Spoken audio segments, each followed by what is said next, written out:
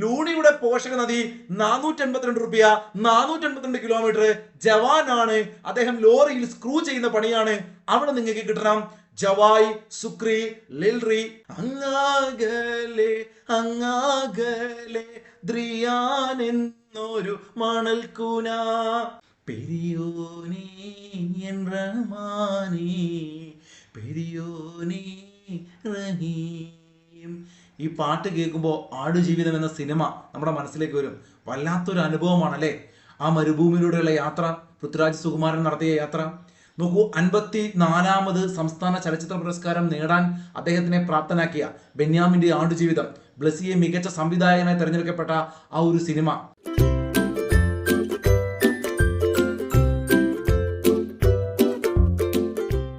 Striker കോച്ചിങ്ങിന്റെ എല്ലാ കൂട്ടുകാർക്കും പുതിയൊരു ക്ലാസ്സിലേക്ക് സ്വാഗതം. ഞാൻ നിങ്ങളുടെ ഷഹനാദാണ്. എന്തെല്ലാടോ, എല്ലാവർക്കും സുഖല്ലേ മക്കളെ? ഇന്നലെ അടിപൊളി ഒരു ക്ലാസ് ആണ്. 9ാം ക്ലാസ്സിലെ സാമൂഹ്യ ശാസ്ത്രം, ജോഗ്രഫി ഭയങ്കര പാടാണ് എന്ന് പറയുന്നത് കൊണ്ട് നിങ്ങൾക്ക് വേണ്ടി നമ്മൾ 8ാമത്തെ ചാപ്റ്റർ തീരങ്ങളിലൂടെ എടുത്തിരുന്നു. നിങ്ങൾ കണ്ടോ ആ ക്ലാസ്? ഇനി നമ്മൾ പിറകോട്ട് പഠിച്ചു തുടങ്ങിയാണ്. 7ാമത്തെ ചാപ്റ്റർ മണലാരണ്യത്തിലൂടെയാണ്. അപ്പം തീരപ്രദേശം, തീരസമതലങ്ങൾ നന്നായി മനസ്സിലാക്കിയവര് ആ ക്ലാസ് കാണണം. ആ ക്ലാസിന്റെ ലിങ്ക് ഞാൻ മുകളിൽ പ്രൊവൈഡ് ചെയ്യാം. അതിനുശേഷം ഈ ക്ലാസ് കാണുക. ക്ലാസ്സുകൾ ഇഷ്ടപ്പെട്ടാൽ അടിപൊളി. നോക്കൂ, ഒരുപാട് PSCയുടെ ചോദ്യങ്ങള്, അതുപോലെ തന്നെ നിങ്ങളെ മാപ്പ് വെച്ച് പഠിപ്പിക്കുന്നു. ഇതൊക്കെ നമുക്ക് സെറ്റ് ആക്കണമെങ്കിൽ നിങ്ങളുടെ ലൈക്ക് വേണം, നിങ്ങളുടെ അഭിപ്രായങ്ങൾ കമന്റ് ചെയ്യണം, ചോദ്യം ചോദിക്കുമ്പോൾ ഉത്തരം കമന്റ് ചെയ്യണം. നോക്കൂ, തുടക്കത്തിൽ തന്നെ കുറച്ച് വരികളാണ്. മരുഭൂമിയുടെ വല്ലാത്തൊരു അവസ്ഥ നമ്മളെ മനസ്സിലാക്കിപ്പിക്കുന്ന ചില വരികൾ ഇവിടെ കൊടുത്തിട്ടുണ്ട്. ഞാൻ അതിലേക്ക് കടക്കുന്നില്ല. ബെന്യാമിൻ എഴുതിയ പ്രധാനപ്പെട്ട ഒരു നോവലാണ് ആടുജീവിതം. മലയാളികളുടെ പ്രിയപ്പെട്ട കഥാകാരൻ ബെന്യാമിന്റെ കൃതിയാണ് ആടുജീവിതം. അറിയാത്തവരില്ലാലോ. ആ ആടുജീവിതം നിങ്ങൾ സിനിമ കണ്ടിട്ടുണ്ടാവും, അവിടുത്തെ ഒരു അവസ്ഥ മനസ്സിലാക്കിയിട്ടുണ്ടാവും അല്ലേ? നോക്കൂ, അതുപോലെയാണ് മരുഭൂമിയുടെ അവസ്ഥ. നമ്മൾ ആ മരുഭൂമിയിലേക്ക് പോവുകയാണ്. എന്താണ് മക്കളെ മരുഭൂമികൾ? 25 സെന്റിമീറ്ററിലും താഴെ വാർഷിക മഴ ലഭിക്കുന്ന പ്രദേശങ്ങളെയാണ് പൊതുവെ മരുഭൂമികൾ എന്ന് വിളിക്കുന്നത്. ബൈഹാർട്ട് പഠിച്ചു വെച്ചേക്കണം. എത്ര സെന്റിമീറ്റർ താഴെയാണ്? നമ്മുടെ കേരളത്തിൽ നിങ്ങൾക്കറിയാം, ശരാശരി വാർഷിക വർഷപാതം നന്നായി മഴ പെയ്യുന്ന ഒരു നാടാണ് നമ്മുടെ കേരളം. എത്രയാണെന്ന് കമന്റ് ചെയ്തേ. കഴിഞ്ഞൊരു ക്ലാസ്സിൽ ഞാൻ പറഞ്ഞിരുന്നു. അപ്പൊ 25 സെന്റിമീറ്ററിലും താഴെ വാർഷിക മഴ ലഭിക്കുന്ന പ്രദേശങ്ങളെയാണ് പൊതുവെ മരുഭൂമികൾ എന്ന് പറയുക. പഠിച്ചല്ലോ.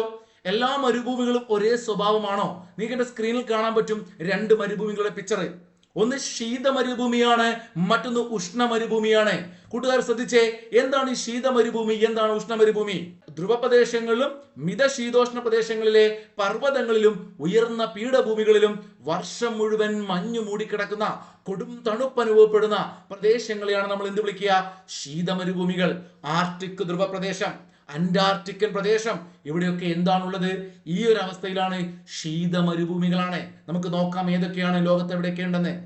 മറ്റൊന്ന്, പൊതുവെ 15 ഡിഗ്രി മുതൽ, പൊതുവെയാണ് 15 ഡിഗ്രി മുതൽ 30 ഡിഗ്രി വരെ അക്ഷാംശ രേഖകൾക്കിടയിൽ.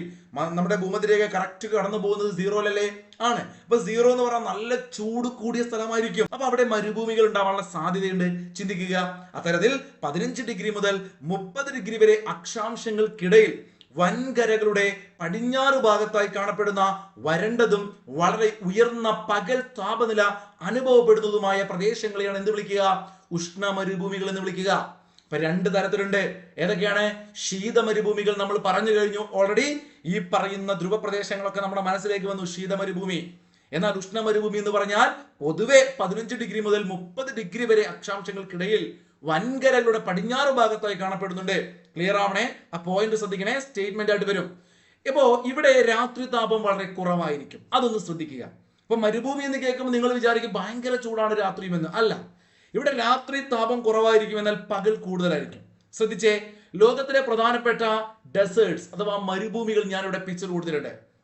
ഇവിടെ ശീത മരുഭൂമിയും ഉഷ്ണ മരുഭൂമിയും ആദ്യത്തെ പിക്ചറിൽ നിങ്ങൾക്ക് കാണാൻ പറ്റും. നോക്കൂ, സഹാറ എന്ന പേര് നിങ്ങൾ കിട്ടണം. സഹാറ ഇല്ലെങ്കിൽ നിങ്ങൾ കേൾക്കണം, PSC പ്രൈസ് ചോദിക്കും. ഇതാ ആഫ്രിക്കയിൽ നിങ്ങൾക്ക് കാണാൻ പറ്റും. എന്റെ സ്ക്രീൻ നോക്കുക, വേണമെങ്കിൽ സൂം ചെയ്ത് നോക്കാം യൂട്യൂബിൽ കേട്ടോ. സഹാറ മരുഭൂമി നിങ്ങൾ കേട്ടൊരു പേരായിരിക്കും. അറ്റക്കാമ, അറ്റക്കാമ മരുഭൂമി, അറ്റക്കാമ കണ്ടോ നിങ്ങൾ? ഇതാ ഈ പറയുന്ന ചിലിയുടെ മേഖലയിലാണ് വരുന്നത്. എന്ന് വെച്ചാൽ സൗത്ത് അമേരിക്കയിൽ കാണപ്പെടുന്ന പ്രധാനപ്പെട്ട ഒരു മരുഭൂമിയാണ് അറ്റക്കാമ മരുഭൂമി. ഏകദേശം ചിലിയുടെ ഒരു ഭാഗത്താണ്. അതുപോലെ തന്നെ നിങ്ങൾക്ക് ഏറ്റവും മുകളിൽ കാണാം മക്കളെ, ആർട്ടിക്. കണ്ടോ നിങ്ങൾ? ആർട്ടിക് അതൊരു ശീത മരുഭൂമിയാണ്. ആർട്ടിക് ഇവിടെ കട്ട് ചെയ്ത ആ ഒരു പേജിനകത്ത് ഏറ്റവും അടിയിൽ ഞാനിപ്പോ ഇങ്ങനെ റെഡ് കളർ കൊടുത്തത് നിങ്ങൾ കാണണോ? ഇവിടെ ഇങ്ങോട്ട് താഴോട്ട് കംപ്ലീറ്റ് എന്താണ്? അന്റാർട്ടിക് ആണ്. അപ്പൊ എന്റെ ചോദ്യം ഇതാണ്, ലോകത്തിലെ ഏറ്റവും വലിയ മരുഭൂമി ഏതെന്ന് ചോദിച്ചാൽ നിങ്ങളുടെ മനസ്സിൽ പെട്ടെന്ന് സഹാറ വരും. ശ്രദ്ധിക്കണം, ലോകത്തിലെ ഏറ്റവും വലിയ മരുഭൂമി എന്ന് ചോദിച്ചാൽ അന്റാർട്ടിക്ക വരണം. അന്റാർട്ടിക്ക. രണ്ടാം സ്ഥാനത്ത് ആർട്ടിക് ആണ്. മൂന്നാം സ്ഥാനത്താണ് ആക്ച്വലി സഹാറ വരുന്നത്. എന്നാൽ ചോദ്യം ഇങ്ങനെയായിരിക്കും ചോദിക്കുക, ലോകത്തിലെ ഏറ്റവും വലിയ ഉഷ്ണ മരുഭൂമി ഏത്? ഈ ആർട്ടിക്കും അന്റാർട്ടിക്കും ശീത മരുഭൂമിയാണെന്ന് കൂട്ടുകാർക്ക് അറിയാം. അപ്പൊ ഈ കാണുന്ന ആഫ്രിക്കയിലുള്ള സഹാറയാണ് ഏറ്റവും വലിയ ഉഷ്ണ മരുഭൂമി. കിട്ടുന്നുണ്ടോ? ഇനി ഒരു ചോദ്യമുണ്ട്, PYQ ആണ്. ഏഷ്യയിലെ ഏറ്റവും വലിയ, ഞാൻ റൗണ്ട് ചെയ്യുമ്പോൾ നിങ്ങൾ റെഡ് കളർ പക്ഷെ കാണില്ല, ഗോപി എന്ന് കാണാം. ഗോപി ആലോചിക്കുക, ഗോപി കേൾക്കുമ്പോൾ ഇന്ത്യയിലേക്ക് വരണ്ട, ഭരത് ഗോപി, സുരേഷ് ഗോപി ഒക്കെ ഉണ്ട്. ഈ ഗോപി എവിടെയാണ്? ഈ ഗോപി ഏഷ്യയിലെ ഏറ്റവും വലിയ മരുഭൂമി ഗോപി. ഇവിടെ പോയ ഗോവിന്ദ ഗോപിയാണ് കേട്ടോ. ഗോപി ഏഷ്യയില്. ഇന്ത്യയിലേക്ക് വന്നു കഴിഞ്ഞാൽ ഇന്ത്യയില് താർ മരുഭൂമിയാണ്. അപ്പൊ ഇന്ത്യയിലെ ഏറ്റവും വലിയ മരുഭൂമി, ഏറ്റവും വലുതല്ല, നിങ്ങൾക്ക് ആകെ ഇവിടെ കാണാൻ പറ്റും കണ്ടോ? ഈ ഒരു പിക്ചറില് ഇന്ത്യയുടെ രാജസ്ഥാൻ മേഖലയിൽ നിന്ന് കാണാൻ പറ്റും താർ മരുഭൂമി. ഏഷ്യയിലെ ഇത് ഗോപിയാണ്. ലോകത്തിലെ ഏറ്റവും വലിയ ഉഷ്ണ മരുഭൂമി സഹാറയാണ്. സഹാറ മാത്രമല്ല കേട്ടോ, ഒരുപാടുണ്ട് മരുഭൂമികളെ. നോക്കൂ, ആഫ്രിക്കയിൽ തന്നെ കലഹാരി, നമ്മള് ബുഷ്മനുകൾ, കലഹാരികളെ കുറിച്ചൊക്കെ പഠിക്കാറുണ്ട്. ആഫ്രിക്കയിലെ ജനങ്ങൾ അല്ലെ, അധിവസിക്കുന്ന ജനവിഭാഗം, ഗോത്രവിഭാഗം. അപ്പൊ കലഹാരി എന്ന് പറയുന്നത് ആഫ്രിക്കയിലുള്ളതാണ്. അങ്ങനെ ഒരുപാടുണ്ട്, ഞാൻ എല്ലാം ഒന്നും പറയുന്നില്ല. ഗ്രേറ്റ് വിക്ടോറിയ ഉണ്ട്, ഒരുപാട് പ്രധാനപ്പെട്ട മരുഭൂമികളുണ്ട്. നിങ്ങൾ പിക്ചറൊക്കെ നോക്കുക. ഫ്രീ PDF എവിടെ കിട്ടും? നമ്മുടെ ടെലഗ്രാം ചാനൽ കിട്ടും. ഫസ്റ്റ് കമന്റിൽ ഉണ്ടാവും. നിങ്ങൾ ടെലഗ്രാമിൽ ജോയിൻ ചെയ്യുക. ഇവിടെ ഞാൻ പറഞ്ഞു ആദ്യം 15 മുതൽ 30 ഡിഗ്രിക്കുള്ളിലാണ് കൂടുതലും. അപ്പൊ ഭൂമധ്യരേഖയുടെ നിങ്ങൾ ഈ കാണുന്ന പിക്ചർ സഹാറയാണെങ്കിലും താർ ആണെങ്കിലും ഒക്കെ ഏകദേശം ഭൂമധ്യരേഖയുടെ ഈ ഒരു 30 ഡിഗ്രിക്ക് അടുത്ത് വരുന്ന സ്ഥലങ്ങളിലാണ്. ഓക്കെ ആണല്ലോ? നമുക്കൊരു ചോദ്യം നോക്കാം. 2023 ചോദിച്ചാണ്, ഇന്ത്യയിൽ ഏറ്റവും കൂടുതൽ ചൂട് അനുഭവപ്പെടുന്ന ജയ്സാൽമീർ ഏത് മരുഭൂമിയിലാണ്? ചൂടിന്റെയൊക്കെ അനുഭവപ്പെടുന്ന പ്രദേശങ്ങളുടെ സ്ഥാനം മാറിക്കൊണ്ടിരിക്കും. ഇതൊരു PYQ ആണ്. ജയ്സാൽമീർ എവിടെയും ചോദിച്ചു കഴിഞ്ഞാൽ താറിലാണ്. കണ്ടോ നിങ്ങൾ ഓപ്ഷൻ? സഹാറ നമ്മൾ പഠിച്ചു, കലഹാരി നമ്മളിപ്പം പറഞ്ഞു കഴിഞ്ഞു, ആഫ്രിക്കയിലല്ലേ. അറ്റക്കാമ നമ്മൾ പറഞ്ഞു, സൗത്ത് അമേരിക്കയിലെ. കേട്ടോ, സ്പീഡായിട്ട് തോന്നുന്ന കൂട്ടുകാര് ഒരു വീഡിയോ വീണ്ടും റിപ്പീറ്റ് ചെയ്ത് കേൾക്കുക, സ്ലോ ആക്കി കാണുക കേട്ടോ. ഇവിടെ ഞാൻ നേരത്തെ പറഞ്ഞ ആ ഒരു 20 ഡിഗ്രി 30 ഡിഗ്രിക്കുള്ള ഗ്യാപ്പ് കണ്ട നിങ്ങൾ ഇവിടെ ഇങ്ങനെ വരാൻ പോകുന്നുണ്ട്. സ്ക്രീൻ നോക്കിയാൽ മതി. അപ്പോ 0 ഡിഗ്രിയുള്ള ഭൂമധ്യരേഖ അല്ലെ, ഇക്വേറ്റർ. ഈ പറഞ്ഞ ഇക്വേറ്ററിൽ നിന്നും മുകളിലോട്ട് പോകുന്ന സമയത്ത്, ഇക്വേറ്ററിൽ നിന്ന് നമുക്ക് മുകളിലോട്ട് പോകുന്ന സമയത്ത് ഈ ഒരു ഗ്യാപ്പിനിടയിൽ ഈ ഒരു ഡാർക്ക് കളറിൽ എന്ത്, അറേബ്യൻ മരുഭൂമി. നമ്മൾ ഗൾഫ് രാജ്യങ്ങളിൽ പോകേണ്ട മരുഭൂമി കാണാറില്ലേ, സഹാറ മരുഭൂമി. അതുപോലെ ഇന്ത്യയിലെ താർ മരുഭൂമി. ഇതൊക്കെ ഇതിന്റെ ഉള്ളിൽ വരുന്നുണ്ട്. നോട്ട് ചെയ്ത് വെച്ചേക്കുക. ഇനി താഴോട്ട് എടുത്തു കഴിഞ്ഞാൽ ഭൂമധ്യരേഖ താഴോട്ട് നമ്മള് ഈ പറയുന്ന നോർത്തിലേക്ക് 30 ഡിഗ്രി താഴോട്ട് സൗത്തിലേക്ക് എടുത്തു കഴിഞ്ഞാൽ അവിടെയും ഈ പറഞ്ഞ പ്രധാനപ്പെട്ട മരുഭൂമികളൊക്കെ കാണപ്പെടുന്നുണ്ട്. ഒന്ന് നോട്ട് ചെയ്ത് വെച്ചാൽ മതി. കേട്ടല്ലോ, കൂടുതൽ പ്രധാനമായും, അല്ലാതെ മുഴുവനും ഈ 30-നുള്ളിൽ വരുന്നു അല്ല പറഞ്ഞതിന്റെ അർത്ഥം. ഗോപിയൊക്കെ അതിന്റെ മുകളിലാണ്. ചൈനയിലെ ഗോപിയൊക്കെ 30-ന്റെ മുകളിൽ പോകുന്നതാണ്. ഓക്കെ, ഇവിടെ SCERT ചില കാര്യങ്ങൾ പറയുകയാണ്. മരുഭൂമിക്ക് ഇംഗ്ലീഷിൽ ഡെസേർട്ട്, നമുക്കറിയാലോ ഡെസേർട്ട് എന്ന പേരുണ്ടായത് എങ്ങനെയാണ്, അതൊക്കെ ഒന്ന് നോട്ട് ചെയ്ത് വെച്ചേക്കാം. പ്രത്യേകിച്ച് LP UP പോലുള്ള എക്സാം എഴുതാൻ പോകുന്നത് കേട്ടോ. ഡെസേർട്ട എന്ന ലാറ്റിൻ പദത്തിൽ നിന്നാണ്. ഡെസേർട്ട് എന്ന പദം എവിടുന്ന് വന്നു ചോദിച്ചാല് മരുഭൂമി, ലാറ്റിൻ എന്ന പദത്തിൽ നിന്നാണ്. ഉപേക്ഷിക്കപ്പെട്ട സ്ഥലം അല്ലെ, പൃഥ്വിരാജിന്റെ അവസ്ഥ നമുക്കറിയാലോ. ഉപേക്ഷിക്കപ്പെട്ട സ്ഥലമാണ്, അവിടെ ആർക്കും നിൽക്കാനും ജീവിക്കാനൊന്നും പറ്റുന്നില്ല. ഡെസേർട്ടം എന്നാണ് അതിന്റെ അർത്ഥം വരുന്നത്. മരുഭൂമികളെ കുറിച്ചുള്ള പഠനം മക്കളെ വളരെ വളരെ ഇമ്പോർട്ടന്റ് ആണ്. നോക്കൂ, എറമോളജി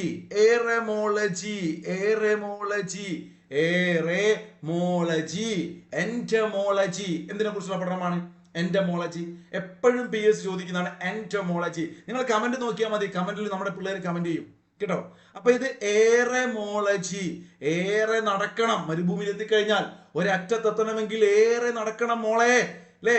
ജി എന്ന് വേണം നമ്മൾ പറയാല്ലേ ഹിന്ദിയില്. നരേന്ദ്രമോദി ജി, ഏറെ നടക്കണം മോളെ എന്ന് പറയാണ് ജി. ഏറെ മോളജി. മരുഭൂമിയിൽ എത്തിക്കഴിഞ്ഞാൽ ഏറെ നടക്കണം മോളെ എന്ന് പറയുന്നു ജി. ഏറെ മോളജി കേട്ടോ, ഏറെ മോളജി കിട്ടി. യെസ്, ഉഷ്ണ മരുഭൂമികളെ കുറിച്ചും ശീത മരുഭൂമികളെ കുറിച്ചും നിങ്ങൾ മനസ്സിലാക്കി. ഇനി അവിടെ ഉഷ്ണ മരുഭൂമികളിൽ ദൈനിക താപാന്തരം വളരെ കൂടുതലാണ്. എന്താണ് ഈ ദൈനിക താപാന്തരം? മക്കളെ, ഒരു ദിവസം അനുഭവപ്പെടുന്ന ഏറ്റവും കൂടിയ ചൂടും ഏറ്റവും കുറഞ്ഞ ചൂടും തമ്മിലുള്ള ആ ഒരു വ്യത്യാസം അത് വളരെ കൂടുതലായിരിക്കും. നിങ്ങളിപ്പോ കേരളത്തിൽ ജീവിക്കുന്ന സമയത്ത് ഇവിടെ ഭയങ്കര ചൂടും ഭയങ്കര തണുപ്പൊന്നും ഉണ്ടാവാറില്ല ഇല്ലേ? അപ്പൊ അതുപോലെ നിങ്ങൾ അല്ലെങ്കിൽ ഒരു ദിവസം മാക്സിമം ചൂടും മാക്സിമം ചൂട് കുറവും, അപ്പൊ ഇത് തമ്മിലുള്ള ഒരു ഗ്യാപ്പാണ് ദൈനിക താപാന്തരം. ഇത് വളരെ കൂടുതലാണ് ഇവിടെ മരുഭൂമികൾ, ഉഷ്ണ മരുഭൂമികൾ എന്നൊക്കെ പറഞ്ഞു. പകൽ സമയത്ത് നല്ല ചൂടായിരിക്കും, താരതമ്യേന രാത്രി കുറവായിരിക്കും. ഇന്ത്യയിലും വിശാലമായ ഒരു ഉഷ്ണ മരുഭൂമി ഉണ്ടെന്ന് പറയുകയാണ്. നമ്മൾ ഓൾറെഡി പഠിച്ചു കഴിഞ്ഞു. ഏഷ്യയിൽ ഗോബി ഉണ്ടെന്ന് പറഞ്ഞു, അറ്റക്കാമ സൗത്ത് അമേരിക്കയിലാണെന്ന് പറഞ്ഞു, കലഹാരി ആഫ്രിക്കയിലാണെന്ന് പറഞ്ഞു, സഹാറ ആഫ്രിക്കയിൽ പരന്നു കിടക്കുകയാണ്. ഒരുപാട് രാജ്യങ്ങളിൽ സഹാറ മരുഭൂമി ഉണ്ട് അല്ലേ? സഹാറ എന്നുള്ള പാട്ടൊക്കെ നിങ്ങൾക്ക് കേട്ടിട്ടുണ്ടാവും. ആലോചിക്കുക, ലോകത്തിലെ ഏറ്റവും വലിയ ഉഷ്ണ മരുഭൂമി സഹാറയാണെങ്കിൽ ഇന്ത്യയിലെ ഉഷ്ണ മരുഭൂമിയാണ് ഥാർ. ജീപ്പ് ഓടിക്കുന്ന മറ്റേ ഥാർ എന്ന് പറഞ്ഞ വണ്ടിയില്ലേ, അതല്ല, ഇത് നമ്മുടെ ഥാർ മരുഭൂമി. നോക്കൂ എന്തെല്ലാമാണ് പ്രത്യേകത. കൃത്യമായി പഠിക്കണം. വരാൻ പോകുന്ന PSC പരീക്ഷയ്ക്ക് ഥാർ മരുഭൂമിയെ കുറിച്ച് ചോദ്യം വരും. ഥാർ മരുഭൂമിയുടെ അതിർത്തികൾ ഇതാ ഞാൻ ഇങ്ങോട്ട് എഴുതി വെച്ചിട്ടുണ്ട്, വലുതാക്കി കൊടുത്തിട്ടുണ്ട്. വടക്ക് പടിഞ്ഞാറ് സത്ലജ് നദീതടമാണ്. നോക്കൂ, വടക്ക് പടിഞ്ഞാറ് മുകളിലാണ്, പക്ഷെ പടിഞ്ഞാറൻ മേഖലയിലേക്ക് സത്ലജ് നദീതടമാണ് ഥാർ മരുഭൂമിയുള്ളത്. സത്ലജ് നമുക്ക് പഠിക്കാനുണ്ട്, പഞ്ചാബ് ഹരിയാനയിലൂടെയൊക്കെ സത്ലജ് നദി. അപ്പൊ അതിന്റെ ആ ഒരു ഏരിയ സത്ലജ് നദീതടമാണ് വടക്ക് പടിഞ്ഞാറ്. പടിഞ്ഞാറ് ഭാഗത്ത് എന്താണ്? സിന്ധുവാണ്. സിന്ധു എന്ന് വെച്ച് കഴിഞ്ഞാൽ പാകിസ്ഥാന്റെ മേഖലയിലൂടെ സിന്ധു ഒഴുകുന്നുണ്ട്. അപ്പൊ പടിഞ്ഞാറ് സിന്ധുവിന്റെ നദീതടം, വടക്ക് പടിഞ്ഞാറ് സത്ലജ് ആണെങ്കിൽ കിഴക്ക് ആരവല്ലി കുന്നുകളും, അതുപോലെ തന്നെ തെക്ക് റാൻ ഓഫ് കച്ച്, ഗുജറാത്തിലെ പ്രധാനപ്പെട്ട ഉപ്പുപാടങ്ങൾ റാൻ ഓഫ് കച്ച്. അപ്പൊ ഗുജറാത്തിലാണ് ഈ രാജസ്ഥാന്റെ ഈ ഥാർ മരുഭൂമിയുടെ ഏറ്റവും തെക്കേയറ്റം റാൻ ഓഫ് കച്ച്, കിഴക്ക് ആരവല്ലി കുന്ന്. മനസ്സിലാവാത്തവർ ശ്രദ്ധിച്ചേ, ഇതാണ് നമ്മുടെ ഥാർ മരുഭൂമി. ഇന്ത്യയില് ഒരു സംസ്ഥാനത്ത് മാത്രമായി കിടക്കുകയല്ല ഥാർ, പക്ഷെ പ്രധാനമായും രാജസ്ഥാനിലാണ്. അപ്പൊ ഇന്ത്യയിലും പാകിസ്ഥാനിലും ഒക്കെ ആയിട്ട് കിടക്കുന്ന ഥാർ മരുഭൂമി ഞാനിതാ ഇങ്ങനെ റൗണ്ട് ചെയ്തു. കണ്ട നിങ്ങൾ ഥാർ മരുഭൂമി. ഇതാണ് സത്ലജ് നദീതടം. കണ്ട നിങ്ങൾ ഏകദേശം വടക്ക് പടിഞ്ഞാറായിട്ട്. എന്നാൽ ശ്രദ്ധിച്ച് നിങ്ങൾ പടിഞ്ഞാറൻ മേഖലയിൽ അവിടെ എന്താണത്? സിന്ധുവുണ്ട്. കിഴക്കൻ മേഖലയിൽ ഒരു മലനിരയുണ്ട്. ആ മലനിര ഞാനിതാ ഡാർക്ക് ആക്കുന്നു. അതിന്റെ പേരാണ് ആരവല്ലി നിരകൾ. മുകളിൽ സത്ലജ് നദീതടം, ഈ പടിഞ്ഞാറ് ഭാഗത്ത് സിന്ധു നദീതടം, കിഴക്കൻ മേഖലയിൽ ആരവല്ലി. അങ്ങനെയാണെങ്കിൽ തെക്ക് ഇതാ ഗുജറാത്തിൽ ഈ കിടക്കുന്ന സ്ഥലം റാൻ ഓഫ് കച്ച്. ഇഷ്ടപ്പെട്ട് പഠിക്കുക. ഇന്ത്യയുടെ മാപ്പ് മനസ്സിലാക്കി പഠിക്കുക. ഉത്തരപർവ്വത മേഖലയും ഉത്തരേന്ത്യൻ സമതലവും ഉപദ്വീപീയ പീഠഭൂമിയും അറബിക്കടലും ഒക്കെ ഈ മാപ്പിനകത്തുണ്ട്. ഥാർ മരുഭൂമിയെ കുറിച്ച് ഇമാജിൻ ചെയ്ത് പഠിച്ചോ? ചിത്രം കണ്ടോ? സത്ലജ് നദീതടം മുകളിലുണ്ട്, മനസ്സിലാക്കി പഠിച്ചേ. ആരവല്ലി നിരകൾ രാജസ്ഥാനിലൂടെ ഇങ്ങനെ കിടക്കുകയാണ്. ഥാർ മരുഭൂമിയുടെ ഏത് മേഖലയാണത്? കിഴക്കൻ മേഖല. എന്റെ സ്ക്രീനിൽ നിങ്ങൾ കാണുന്നുണ്ടാവും കിഴക്കല്ലേ. അപ്പോൾ ഈ പറയുന്ന ഥാർ മരുഭൂമിയുടെ കിഴക്ക് ആരവല്ലിയാണ്. ഥാർ മരുഭൂമിയുടെ പടിഞ്ഞാറൻ സൈഡിൽ സിന്ധു നദീതടമാണ്. ഥാർ മരുഭൂമിയുടെ തെക്കൻ മേഖലയിൽ റാൻ ഓഫ് കച്ച് ആണ്. വടക്ക് പടിഞ്ഞാറ് അല്ലെങ്കിൽ വടക്ക് മേഖലയിൽ സത്ലജ് ആണ്. ഇഷ്ടപ്പെട്ട് പഠിക്കുക മകളെ. ഒരു ചോദ്യം കണ്ടോ നിങ്ങൾ? ആരവല്ലിയെ കുറിച്ചാണ്. ക്ലിയർ ഉണ്ടാവില്ല അല്ലെ? ഞാൻ മാറ്റി കൊടുത്തു. 2 വർഷം മുമ്പ് PSC ചോദിച്ചൊരു ക്വസ്റ്റ്യൻ ആണ്. ഇന്ത്യയിൽ ഏറ്റവും പഴക്കമുള്ള പർവ്വതനിരയാണ് ആരവല്ലി. അതൊരു പോയിന്റ് കൂടിയാണ്. 10th ലെവൽ പ്രിലിംസിനും LGSനും ഒക്കെ സ്ഥിരം ചോദിക്കുന്നതാണ്. ഇന്ത്യയിലെ ഏറ്റവും പഴക്കമുള്ള പർവ്വതനിര ഏതാണ്? ആരവല്ലി. ഇത് ചോദ്യത്തിൽ തരുകയാണ്. പിടിച്ചോ? ഇന്ത്യയിലെ ഏറ്റവും പഴക്കമുള്ള പർവ്വതനിരയാണ് ആരവല്ലി പർവ്വതനിരയെ കുറിച്ച് താഴെ പറയുന്നതിൽ പ്രാധാന്യമില്ലാത്തത് ഏതാണ്? ഞാനൊന്ന് വായിക്കട്ടെ, നിങ്ങൾ 3 എണ്ണം പഠിക്കണം. ഒന്നായിരിക്കും തെറ്റ്. മൺസൂൺ സമയത്ത് ആരവല്ലി പർവ്വതനിര, ആ പർവ്വതനിരകൾ ഒരു തടസ്സമായി നിലനിൽക്കുന്നു. അതിനാൽ മൺസൂൺ മേഘങ്ങൾ കിഴക്കോട്ട് നീങ്ങുന്നു. കൂടാതെ ഉപഹിമാലയൻ നദികളെ നട്ടുവളർത്തുകയും ഉത്തരേന്ത്യൻ സമതലത്തിന് ഭക്ഷണം നൽകുകയും ചെയ്യുന്നു. സംഗതി മനസ്സിലാവാത്തത് ശ്രദ്ധിച്ചേ. നമുക്ക് മറ്റൊരു ചാപ്റ്റർ പഠിക്കാനുണ്ട്. ഞാനത് കുറച്ചുകൂടി ക്ലിയർ ആയി കാണിച്ചു തരാം. ആ PDF ഇതാണ് ആ PDF. നിങ്ങൾ നോക്കൂ, നമ്മൾ നേരത്തെ കണ്ട ആരവല്ലി ഈ കാണുന്നതാണ് ആരവല്ലി. കണ്ട നിങ്ങൾ? ഇപ്പൊ ഞാൻ ഇങ്ങനെ റെഡാക്കി ഏകദേശം വരച്ചതാണ്. ഇതിന്റെ പടിഞ്ഞാറ് ഭാഗം എന്ന് വെച്ചാൽ ഥാറിന്റെ കിഴക്കെന്ന് പറഞ്ഞാൽ ഈ ആരവല്ലിയുടെ പടിഞ്ഞാറ് ആരാണ്? ഥാർ മരുഭൂമി. ഈ കാണുന്ന ഏരോ മാർക്ക് പോകുന്നതിന്റെ അപ്പുറമാണ്. ഏരോ മാർക്ക് ഒരു അടയാളം കിട്ടാൻ വേണ്ടിയതാണ്. അപ്പൊ ഇവിടെ ശരിക്കും ഈ ഒരു വട്ടം ഞാൻ വരയ്ക്കട്ടെ. ഥാർ മരുഭൂമിയുടെ ഒരു സ്ക്വയർ ശ്രദ്ധിച്ച, സ്ക്രീനിലേക്ക് ശ്രദ്ധിച്ചേ. ഇതാണ് ഥാർ മരുഭൂമി എന്ന് ചിന്തിക്കുക. ഈ ഒരു മേഖലയുടെ പ്രശ്നം, അറബിക്കടലിൽ നിന്നും നിങ്ങൾ കാറ്റ് വരുന്ന കണ്ടോ? ഏരോ മാർക്ക് ഒന്ന് അപ്പുറം പോയി നിങ്ങൾ ബേജാറാവണ്ട. ആ ഏരോ മാർക്ക് ഇപ്പുറത്തൂടിയാണ് പോകേണ്ടത്. ഞാൻ ഈ വരച്ച് ഈ ചുവന്ന ഇതിന്റെ ഇപ്പുറത്തൂടെയാണ് ഏരോ പോകുന്നത്. ഈ ഏരോ ഞാനങ്ങ് മായച്ചത് കാണണ്ട. ഇത് കണ്ടാൽ നിങ്ങൾക്ക് സംശയമായിരിക്കും കേട്ടോ. ഓക്കെ, ഇപ്പൊ നിങ്ങൾ ശ്രദ്ധിച്ചേ, സ്ക്രീൻ ശ്രദ്ധിച്ചേ. നിങ്ങൾ ഒരുപാട് ഏരോ മാർക്കുകൾ കണ്ടോ? ഈ ഏരോ മാർക്കുകൾ എന്ന് പറഞ്ഞാൽ ഗുജറാത്തിലൂടെയും മഹാരാഷ്ട്രയിലൂടെയും ഗോവയിലൂടെയും കർണാടകയിലൂടെ അറബിക്കടലിൽ നിന്നും ഈ പറയുന്ന മഴമേഘങ്ങളെ കൊണ്ട് കാറ്റ് വരികയാണ്. ശ്രദ്ധിച്ചേ, ഇവിടെ വായിക്കാൻ പക്ഷെ ഞാൻ ഈ പറയുന്നത് നിങ്ങൾ ശ്രദ്ധിക്കണം. ബംഗാൾ ഉൾക്കടലിൽ നിന്നും മൺസൂൺ കാറ്റുകൾ ഇങ്ങനെ ബംഗാളിലൂടെ കയറി ബീഹാറിലൂടെ യുപിയിലൂടെ ഇങ്ങനെ അടിച്ചുവിട്ട് വരികയാണ്. ഈ രണ്ട് കാറ്റുകളും ഈ ആരവല്ലി എന്ന് പറയുന്ന കുഞ്ഞിമോൻ ഇവിടെ നിൽക്കുകയാണ്. ഇന്ത്യയിലെ ഏറ്റവും പഴക്കം ചെന്നത്. ഈ മൂപ്പർ എന്ത് ചെയ്യും? ഇതിനെ തടയും. വലിയൊരു പർവ്വതനിരയാണ്. തടഞ്ഞിട്ട് ഒന്നുകിൽ തിരിച്ചത് ഇങ്ങോട്ട് തന്നെ വിട്ട് ഉത്തരേന്ത്യയിലേക്ക് അല്ലെങ്കിൽ ഉത്തർപ്രദേശിലേക്ക് ഉത്തര മഹാസമുദ്രത്തിലേക്ക് നല്ല രൂപത്തിൽ മഴ പെയ്യിപ്പിക്കും. അല്ലെങ്കിൽ ഇതിന്റെ താഴ്ഭാഗങ്ങളിൽ ഇവിടെയൊക്കെ നല്ല മഴ പെയ്യും. ഈ ആരവല്ലിയുടെ പടിഞ്ഞാറോട്ട് ഈ കാറ്റുകൾ എത്തുന്നില്ല. അതുകൊണ്ടാണ് ഈ മേഖലയിൽ ഒരു കാരണം ഇതൊരു മരുഭൂമിയായി മാറാൻ. പറഞ്ഞ മനസ്സിലായോ? ഞാൻ ഈ റൗണ്ട് ചെയ്ത് വെച്ച ഥാർ മേഖല, ഇതിനെക്കുറിച്ചാണ് SCERT പറയുന്നത്. അതാണ് PSC ക്വസ്റ്റ്യൻ ആയിട്ട് വന്നത്. ആരവല്ലി താർ മരുഭൂമിക്കും ഉത്തരേന്ത്യൻ സമതലത്തിനും ഇടയിലുള്ള ഒരു തടസ്സമായി നിൽക്കുന്നു. ശരിയല്ലേ ഞാൻ പറഞ്ഞത്? ഉത്തരേന്ത്യൻ സമതലം എന്ന് പറഞ്ഞാൽ നല്ല പച്ചപ്പും നല്ല ജലസമൃദ്ധമായി ഗംഗയൊക്കെ ഒഴുകുന്ന ആളുകൾ തിങ്ങിപ്പാർക്കുന്ന മനോഹരമായ ഉത്തരേന്ത്യൻ സമതലം. അവിടെ ഇങ്ങനെ ആവാൻ കാരണം ഈ ആരവല്ലി പർവ്വതനിരയുണ്ട്. അങ്ങനെ ഉണ്ടാകുമ്പോൾ എന്ത് ചെയ്യും? മഴ ഉത്തർപ്രദേശിലേക്കും ആ മധ്യപ്രദേശിലേക്കും ആ മേഖലയിൽ ബീഹാറിലേക്കൊക്കെ പോകും. രാജസ്ഥാനിലെ ഥാറിലേക്ക് പോകുന്നില്ല.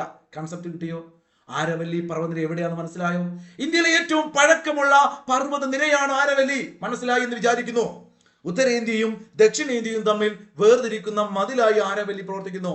ഈ കടത്തം കണ്ടിട്ട് നിങ്ങൾക്ക് തോന്നുന്നുണ്ടോ ഉത്തരേന്ത്യ ദക്ഷിണേന്ത്യ അത് ഇവിടെയല്ലേ വേണ്ടത്? ഉത്തരേന്ത്യ ദക്ഷിണേന്ത്യ നടക്ക് ഒരിക്കലും അല്ല. അപ്പൊ എന്താണ്? നമ്മുടെ വിന്ധ്യ സത്വരൊക്കെ പഠിക്കണം. അപ്പൊ തെറ്റാണെന്ന് മനസ്സിലായി.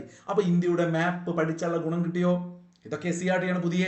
രൂക്ഷമായ ജലക്ഷാമം നേരിടുന്ന പ്രദേശത്തിന്റെ ഭൂഗർഭജല റീചാർജായി പച്ചപ്പുള്ള ആരവല്ലി പ്രവർത്തിക്കുന്നു. ഒരു ഭാഗത്ത് നിങ്ങൾ കണ്ടു കൊടും മരുഭൂമിയാണ്. ആ മരുഭൂമിയിൽ തന്നെ മരുഭൂമിയുടെ ഈ കിഴക്കൻ മേഖലയില് ഒരുപാട് കുഞ്ഞു കുഞ്ഞു നദികൾ ഒഴുകി വരുന്നുണ്ട് ആരവല്ലിയിൽ നിന്നും. നമുക്ക് അതിനെക്കുറിച്ച് ഈ ക്ലാസ്സിൽ പഠിക്കാം, ലൂണിയെ കുറിച്ചൊക്കെ. അതുപോലെ തന്നെ ലെഫ്റ്റ് സൈഡിലും റൈറ്റ് സൈഡിലും ഈ ആരവല്ലി പച്ചപ്പ് നിറഞ്ഞ മലനിരകള് ഒരു വലിയ ഉപകാരമാണ് ജനങ്ങൾക്കില്ലേ. ഒരു പച്ച തുരുത്തായി ഇങ്ങനെ കിടക്കുകയാണ്. അതാണ് പറയുന്നത്. അപ്പൊ അത് ശരിയല്ലേ?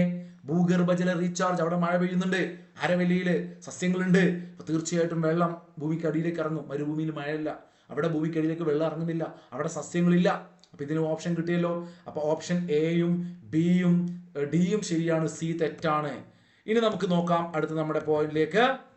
നേരത്തെ പറഞ്ഞ ഥാർ മരുഭൂമിയിലേക്ക് തിരിച്ചു വരാം. നമുക്ക് ഇന്ത്യൻ ഉപഭൂഖണ്ഡത്തിന്റെ വടക്ക് പടിഞ്ഞാറ് ഭാഗത്തായി ഒറ്റ പ്രാവശ്യം വായിച്ചാൽ മതി, ബൈഹാർട്ട് ചെയ്ത്. ഇന്ത്യൻ ഉപഭൂഖണ്ഡം അതിന്റെ വടക്ക് പടിഞ്ഞാറ് എന്ന് വെച്ചാൽ ഇന്ത്യയിൽ മാത്രമല്ല ഥാർ ഉള്ളത്, പാകിസ്ഥാനിലും ഉണ്ട് കേട്ടോ. അപ്പോ വിശാലമായ ഭൂപ്രദേശമാണ് ഥാർ മരുഭൂമി, വടക്ക് പടിഞ്ഞാറ് ഉപഭൂഖണ്ഡത്തിന്റെ. 2 ലക്ഷത്തിൽ പരം ചതുരശ്ര കിലോമീറ്റർ വിസ്തൃതിയുള്ള ഈ മരുഭൂമിയുടെ ഏകദേശം 1.75 ലക്ഷം ചതുരശ്ര കിലോമീറ്റർ ഇന്ത്യയിലാണ്. കൃത്യമായി പഠിക്കണം. സ്റ്റേറ്റ്മെന്റ് ആയിട്ട് ഇതുപോലെ ചോദ്യം വരും. എന്താ പറഞ്ഞത്? 2 ലക്ഷത്തിൽ പരം ചതുരശ്ര കിലോമീറ്റർ വിസ്തൃതിയുണ്ട് താർ മരുഭൂമിക്ക്. സ്റ്റേറ്റ്മെന്റ് ശരിയാണ്. അതിൽ 1.75 ലക്ഷം ചതുരശ്ര കിലോമീറ്റർ. ആ സംഖ്യ എല്ലാവരും പഠിച്ചേ. 1.75 ലക്ഷം ചതുരശ്ര കിലോമീറ്റർ. 2 ലക്ഷത്തിൽ പരം വിസ്തൃതിയുള്ളതിൽ 1.75 ലക്ഷം ചതുരശ്ര കിലോമീറ്ററും ഇന്ത്യയിലാണ് ഥാർ മരുഭൂമിയുടെ. ഇന്ത്യയിൽ ഥാർ മരുഭൂമിയുടെ 2/3 ഭാഗവും രാജസ്ഥാനിലുമാണ്. അത് പോയിന്റ് ആണ്. മൊത്തം 2 ലക്ഷം ചതുരശ്ര കിലോമീറ്റർ ഉള്ളതിൽ 1.75 ഇന്ത്യയിലാണ്. ആ ഇന്ത്യയിൽ തന്നെ മൊത്തം 1.75 ലക്ഷം ചതുരശ്ര കിലോമീറ്ററിൽ നോക്കൂ, 2/3 ഭാഗവും, 3/4 ഭാഗം എന്നല്ല അതിൽ കൂടുതൽ അല്ലേ, ഈ പറയുന്ന രാജസ്ഥാനിലാണ്. 2/3 ഭാഗം.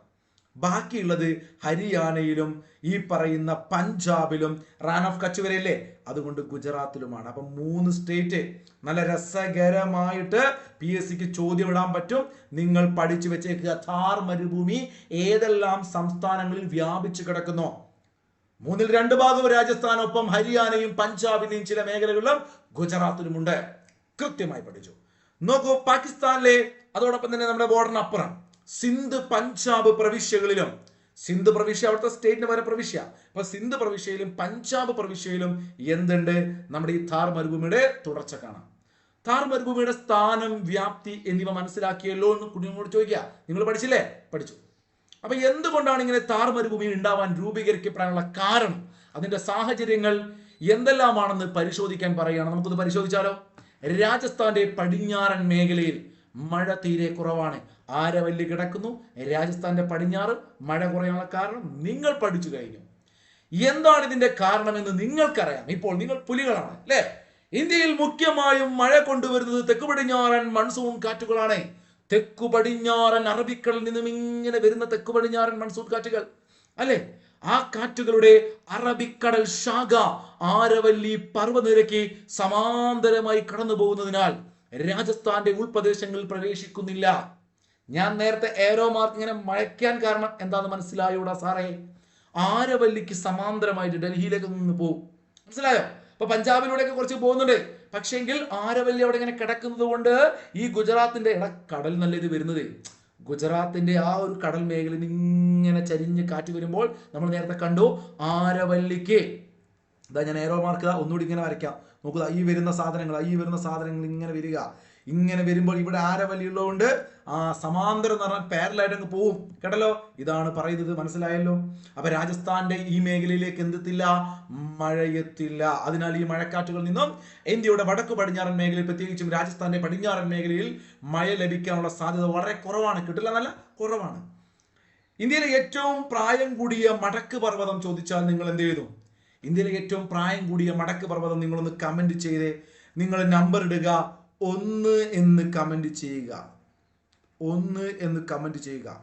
ഇന്ത്യയിലെ ഏറ്റവും പ്രായം കൂടിയ മടക്ക് പർവ്വതം PSC എപ്പോഴും ചോദിക്കുന്ന ചോദ്യമാണ്. തെറ്റോ നോക്കട്ടെ.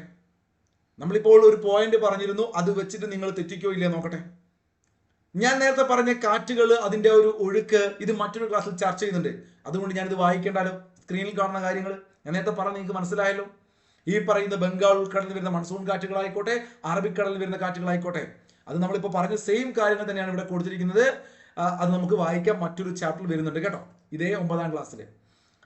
ഇനി നോക്കൂ, തെക്ക് പടിഞ്ഞാറൻ മൺസൂൺ കാറ്റിന്റെ ബംഗാൾ ഉൾക്കടൽ ശാഖയുടെ, അതാണ് ഞാൻ പറഞ്ഞത് മറ്റൊരു ക്ലാസ്സിൽ വരുന്നുണ്ടെന്ന്, ആ ശാഖയുടെ സഞ്ചാരഗതി പരിശോധിക്കും എന്ന് പറയുന്നത് നമുക്കത് പിന്നെ പരിശോധിക്കാം. ഹിമാലയ പർവ്വതത്തിന് സമാന്തരമായി കിഴക്ക് നിന്നും പടിഞ്ഞാറോട്ട് സഞ്ചരിക്കുന്ന ഈ കാറ്റിനെ ഇന്ത്യയുടെ വടക്കു പടിഞ്ഞാറ് ഭാഗത്ത് ആരവല്ലി പർവ്വതനങ്ങൾ തടഞ്ഞു നിർത്തുന്നു. ആ കൺസെപ്റ്റ് കിട്ടിക്കഴിഞ്ഞാൽ നിങ്ങൾക്ക് എങ്ങനെ ചോദിച്ചാലും മനസ്സിലാവും. ഇപ്പൊ ഞാൻ ആ ആരവല്ലി വരച്ചു തന്നു. ഇങ്ങനെ ബംഗാൾ ഉൾക്കടലിൽ വരുന്ന കാറ്റ് അവിടെ തടഞ്ഞു നിർത്തുന്നു, അറബിക്കടലിൽ ഇങ്ങനെ വരുന്ന പാരലായിട്ട് തടഞ്ഞു നിർത്തുന്നു എന്ന് ഞാൻ പറഞ്ഞു. അത് മനസ്സിലായവർ ഇത് എങ്ങനെ ചോദിച്ചാലും നിങ്ങൾക്ക് കിട്ടും. മനസ്സിലായില്ലടാ പിള്ളേരെ? മനസ്സിലായി. അപ്പൊ അതിനാൽ ബംഗാൾ ഉൾക്കടൽ ശാഖയിൽ നിന്നും താർ മരുഭൂമി ഉൾപ്പെടുന്ന പ്രദേശങ്ങളിൽ മഴ ലഭിക്കുന്നില്ല. വീണ്ടും റിപ്പീറ്റ് ചെയ്യുക. അപ്പൊ ഇത് PSCക്ക് അത്രയ്ക്ക് ഇമ്പോർട്ടന്റ് ആയിരിക്കും. SCERTയിൽ എടുത്തെടുത്ത് പറയുന്നു. അതുപോലെ ഈ പ്രദേശങ്ങളിലെ ഉയർന്ന ബാഷ്പീകരണ തോത് നോക്കൂ. ഈ മരുഭൂമിയിലെ ഉയർന്ന ബാഷ്പീകരണ തോതാണ്. അവിടെ വെള്ളം ഒരു തുള്ളി ഇല്ല, നല്ല ചൂട് കൂടിയുള്ള സ്ഥലമാണ്. അപ്പൊ എന്ത് സംഭവിക്കും? അവിടെ ഒരു തുള്ളി വെള്ളം വീണ് കഴിഞ്ഞാൽ ബാഷ്പീകരിച്ച് അങ്ങോട്ട് പോവുകയാണ്. വരണ്ട കാറ്റായിരിക്കും. മഴ പെയ്യാനുള്ള സാധ്യത ഇത് വളരെ കുറയ്ക്കും. ബാഷ്പീകരണ തോത് കൂടുന്നതും വരണ്ട കാറ്റും എന്ത് ചെയ്യും? മഴ പെയ്യാനുള്ള സാധ്യത കുറയ്ക്കുക ചെയ്യും. അതുകൊണ്ട് ഇതിങ്ങനെ മരുഭൂമിയായി മാറുന്നത്. ദശലക്ഷക്കണക്കിന് വർഷങ്ങളോളം ഇതേപോലെ ഇങ്ങനെ തുടരുകയാണ്. ബാഷ്പീകരണവും വരണ്ട കാറ്റും മഴയില്ലാതാവുമ്പോൾ എന്ത് ചെയ്യും? ഏതൊരു ഭൂപ്രദേശവും, നമ്മുടെ നാട്ടിലും ഇങ്ങനത്തെ ഒരു അവസ്ഥ വന്നു കഴിഞ്ഞാൽ ഈ പച്ചപ്പൊക്കെ പോയി ഇതൊരു മരുഭൂമിയായിട്ട് മാറും കേട്ടോ. അപ്പോൾ ഇങ്ങനെ ഊഷര മണലാരണ്യമായി മാറുമല്ലോ. ഇതെല്ലാമാണ് താർ മരുഭൂമിയുടെ രൂപീകരണത്തിന് കാരണമായ സാഹചര്യം എന്നാണ് പറയുന്നത്. അപ്പോൾ ബാഷ്പീകരണ തോതും വരണ്ട കാറ്റും മഴ പെയ്യാനുള്ള സാധ്യത കുറയ്ക്കുന്നതും ആരവല്ലി പർവ്വതങ്ങളുടെ കിടത്തവും എല്ലാം കാരണമാണ് ദശലക്ഷക്കണക്കിന് വർഷങ്ങളോളം ഇങ്ങനെ മുന്നോട്ട് പോയപ്പോൾ ആ പ്രദേശം ഒരു മരുഭൂമിയായി മാറി. അങ്ങനെയാണ് താർ രൂപപ്പെട്ടത്. താർ മരുഭൂമി എന്ന് പറയുമ്പോൾ നിങ്ങൾക്ക് പ്രധാനമായിട്ടും അതിനെ 2 വിഭാഗങ്ങളായിട്ട് തിരിക്കാം. 2 അല്ല 4-5 വിഭാഗങ്ങളായി തിരിക്കുന്നുണ്ട്. പക്ഷെ പ്രധാനമായിട്ടും നമുക്ക് PSCക്ക് ചോദിക്കുക 2 എണ്ണം. ഒന്ന് മരുസ്ഥലി. ഇപ്പോൾ പഠിച്ചു പോകണം. മരുസ്ഥലി, മരുഭൂമി എന്നുള്ളൊരു ഫീൽ കിട്ടും. കടും മരുഭൂമി എന്ന് വെച്ചാൽ ഫുള്ള് വരണ്ട് കിടക്കുന്ന ഒരു സമതലം, പക്ക മരുഭൂമി, അതിന് മരുസ്ഥലി. എന്നാൽ അടുത്തത് ബാഗറാണ്. രാജസ്ഥാനിൽ തന്നെയുള്ള ബാഗർ എന്ന് വിളിക്കാറുണ്ട്. അപ്പൊ താർ മരുഭൂമിയുടെ ഒരു ഭാഗം മരുസ്ഥലി, ഒരു ഭാഗം രാജസ്ഥാൻ ബാഗർ. കുറച്ചുകൂടി പുറത്തോട്ടുള്ള ഭാഗം, അല്ലെങ്കിൽ വലിയ ഓവർ മരുഭൂമി അല്ലാത്തത് ബാഗർ, ഭാഗികമായിട്ട് ബാഗർ. പഠിക്കുന്നുണ്ടോ? അപ്പൊ മരുസ്ഥലി എന്ന് പറഞ്ഞാൽ എന്താണ്? ഭയങ്കര സ്ട്രോങ് വരണ്ട സമതലം, യഥാർത്ഥ മരുഭൂമി മേഖല. ഇവിടെ എന്തെല്ലാമാണ് പ്രത്യേകത? രാജസ്ഥാൻ ബാഗർ അർദ്ധ മരുഭൂമി മേഖല, അഥവാ അർദ്ധ വരണ്ട സ്ഥലം, ഓവർ ഇല്ല, പകുതി അർദ്ധ വരണ്ട സ്ഥലം, അർദ്ധ മരുഭൂമി മേഖല ബാഗർ. മരുസ്ഥലി നല്ല സ്ട്രോങ്. പഠിച്ചു പോണേ. എന്തൊക്കെയാണ് മരുസ്ഥലിയുടെ പ്രത്യേകത? വായിക്കാം. ഗ്രാനൈറ്റ്, നൈസ്, ഷിസ്റ്റ് തുടങ്ങിയവയാൽ നിർമ്മിതമായ തടശിലകൾ അങ്ങിങ്ങായി ഉയർന്നു നിൽക്കുന്ന അതിവിശാലമായ മണൽ പരപ്പുകളാണ് മരുസ്ഥലി. മരുഭൂമി എന്ന് പറയുമ്പോൾ നിങ്ങളുടെ മനസ്സിൽ ആട് ചെയ്തല്ലേ, അങ്ങനെയുള്ള ഒരു സ്ഥലം. അവിടെ എന്തുണ്ട്? ഗ്രാനൈറ്റ് ഉണ്ട്, നൈസ് ഉണ്ട്, ഷിസ്റ്റ് പോലെയുള്ള ശിലകളുണ്ട്. ഇത് മൂന്നും എന്താണെന്ന് നമുക്ക് നോക്കാം. ഭൗമോപരിതലത്തിലെത്തുന്നതിന് മുമ്പ് മാഗ്മ ഭൗമാന്തർ ഭാഗത്ത് വെച്ച് തണുത്തുറഞ്ഞ് രൂപം കൊള്ളുന്ന ഒരു പരൽ രൂപ ശിലയാണെന്ത്? ഗ്രാനൈറ്റ് ശിലകൾ. നമുക്ക് ഗ്രാനൈറ്റും ബസാൾട്ടും ഒക്കെ പഠിക്കാനുണ്ട്. അവസാദ ശിലകൾ, ആഗ്നേയ ശിലകൾ വേൾഡ് ജോഗ്രഫിയിൽ സെപ്പറേറ്റ് ഒരു ക്ലാസ് തന്നെ ഉണ്ട്, മറ്റൊരു SCERT-യിലും പറയുന്നുണ്ട് കേട്ടോ. അപ്പൊ അതവിടെ നിൽക്കട്ടെ. നമ്മൾ ഇപ്പൊ ഗ്രാനൈറ്റ് എന്താന്ന് മനസ്സിലാക്കി വെച്ചാൽ മാത്രം മതി. ഭൗമോപരിതലത്തിലെത്തുന്നതിന് മുമ്പ് തന്നെ ശ്രദ്ധിക്കണേ, മാഗ്മ എന്ത് ചെയ്യും? ഈ പുറത്തോട്ട് വരാറുണ്ട് ഭൂമിക്കടിയിൽ നിന്നും. അപ്പൊ ഭൂമിക്കടിയിൽ നിന്നും മാഗ്മ പുറത്തോട്ട് വരുന്നതിന് മുമ്പ് തന്നെ ഭൂമിയുടെ ഉള്ളിൽ വെച്ച് തന്നെ എന്ത് ചെയ്യും? തണുത്തുറഞ്ഞ് സെറ്റായിട്ട് നിങ്ങൾ കാണുന്ന ഈ ഫോട്ടോയിൽ കാണുന്ന ഗ്രാനൈറ്റ് പോലെ ആവുകയാണ്. അപ്പൊ പരൽ രൂപത്തിലുള്ള ഒരു ശിലയായി മാറും. അതിനാണ് ഗ്രാനൈറ്റ് എന്ന് വിളിക്കുക. ഇനി എന്താണ് നൈസ്? അപ്പം ഗ്രാനൈറ്റ് എന്താണെന്ന് മനസ്സിലായേ? ഗ്രാനൈറ്റ് ശിലകൾ ഉയർന്ന താപമർദ്ദ മാറ്റങ്ങൾക്ക് വിധേയമാകുമ്പോൾ രൂപം കൊള്ളുന്ന ശിലകളാണ് നൈസ്. അപ്പൊ ഇത് പഠിക്കാൻ വേണ്ടി ഒരു ട്രിക്ക് പറയാം. ഗ്രാനൈറ്റ് എന്താ? നിങ്ങളിപ്പോ ഫോട്ടോ നോക്കുക, അതിന്റെ ഒരു ലുക്കൊക്കെ നോക്കുക. ഇപ്പൊ മാർബിൾ അല്ല കേട്ടോ, നിങ്ങളുടെ നാട്ടിലുള്ള മാർബിൾ അതല്ല. ഈ ഗ്രാനൈറ്റ് തന്നെ, ഗ്രാനൈറ്റ് ശിലകൾ ഒരു പരൽ രൂപ ശിലകളാണ്. എന്താണ് ഇവിടെ കറുപ്പിച്ചാണ് നിങ്ങൾ? പരൽ രൂപ ശിലകളാണ്. അത് കുറച്ചുകൂടി ഇങ്ങനെ നല്ല സ്മൂത്ത് ആവുക. വീണ്ടും വീണ്ടും ഇങ്ങനെ ചൂട് കൂടി മർദ്ദം കൂടി അങ്ങനെ എന്ത് ചെയ്യും? അതിന്റെ ഒരുപാട് പരിപാടികൾ വന്നത് നൈസ് ആവുന്ന അറിയിക്കാം. അപ്പൊ ഈ ഗ്രാനൈറ്റ് ശിലകൾ ഉയർന്ന താപമർദ്ദങ്ങൾക്ക് വിധേയമാകുകയാണ്. ഭൂമിക്കടിയിലാണല്ലോ, ഭയങ്കര പ്രഷറും ചൂടും കൂടി ഈ ഗ്രാനൈറ്റിന് വരുന്ന മാറ്റമാണ് നൈസ്. പഠിച്ചല്ലോ. അപ്പൊ ഇത് സ്റ്റേറ്റ്മെന്റ് ആയിട്ട് ചോദിക്കും. അങ്ങനെ രൂപം കൊള്ളുന്ന ശിലകളാണ് എന്ത്?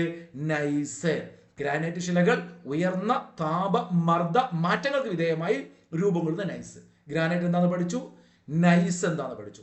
ഇനി ഷിസ്റ്റിനെ കുറിച്ച് പറയാം. ഷിസ്റ്റ് മുഖ്യമായും അവസാദ ശിലകൾക്ക് കായാന്തരീകരണം സംഭവിക്കുന്നു. എന്ന് വെച്ചാൽ ഉയർന്ന താപം മർദ്ദ മാറ്റങ്ങൾ, അതാണ് കാലങ്ങളിൽ എടുത്തുകൊണ്ട് ഭയങ്കര ടെമ്പറേച്ചർ കൂടി അതിന്റെ ഉള്ളിലെ പ്രഷർ കാരണം ഇങ്ങനെ സെറ്റായി അവസാദ ശിലകൾക്ക്, അങ്ങനെ അവസാദ ശിലകൾ കായാന്തരീകരണം, അതാണ് പറയുന്നത്, അത് സംഭവിച്ചിട്ട് രൂപം കൊള്ളുന്നതാണ് എന്ത്? ഷിസ്റ്റുകൾ. അപ്പൊ എങ്ങനെയാണ് ചോദ്യം വരിക PSC പരീക്ഷയ്ക്ക്? അവസാദ ശിലകൾക്ക് കായാന്തരീകരണം സംഭവിച്ചുണ്ടാവുന്നത് എന്ത്? രാജസ്ഥാനിലെ മരുസ്ഥലി ഭൂവിഭാഗത്തിൽ, രാജസ്ഥാനിലെ മരുസ്ഥലി, താർ മരുഭൂമിയിലെ മരുസ്ഥലി ഭൂവിഭാഗത്തിൽ അവസാദ ശിലകൾക്ക് കായാന്തരീകരണം സംഭവിക്കുമ്പോൾ എന്തുണ്ടാവുന്നു? പഠിച്ചു നിങ്ങൾ, ഷിസ്റ്റ് ഉണ്ടാവുന്നു. എന്തുണ്ടാവുന്നു? ഷിസ്റ്റ്. എന്നാൽ ശ്രദ്ധിച്ചേ, താർ മരുഭൂമിയിലെ മരുസ്ഥലി ഭൂവിഭാഗത്തിൽ ഗ്രാനൈറ്റ് ശിലകൾക്ക് കായാന്തരീകരണം സംഭവിക്കുമ്പോൾ എന്തുണ്ടാകുന്നു? നൈസ് ഉണ്ടാകുന്നു. ഗ്രാനൈറ്റ്, നൈസ്, അവസാദം, ഷിസ്റ്റ്. അല്ലേ? നമ്മള് ഞാനൊന്നും പറയുന്നില്ല, കോഡ് നിങ്ങൾ ആലോചിച്ചാൽ മതി, ഞാൻ പറയുന്നില്ല.